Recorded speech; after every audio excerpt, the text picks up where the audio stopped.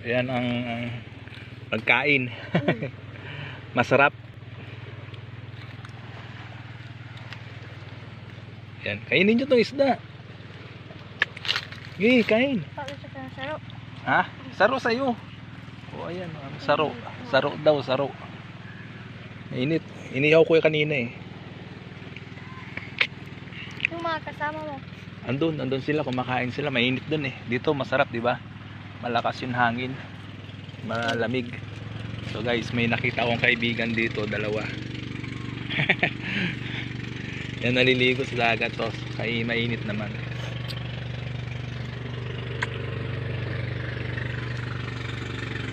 Kain. Inihaw. Tapos nag-ihaw na rin ng saging na saba. Masarap. Marunong kayo mag-Tagalog? Kasi ako hindi marunong mag-Bicol eh.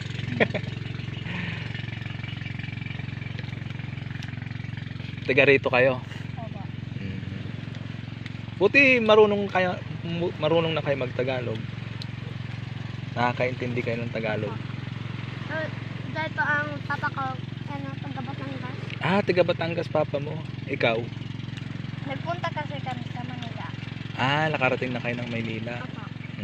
Kaya pala marunong na kayo mag-Tagalog.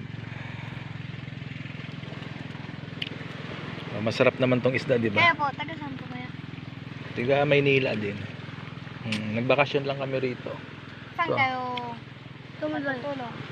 Diyan sa Pilar. Uwi ka doon? Uwi kami. Ayan yung bangka na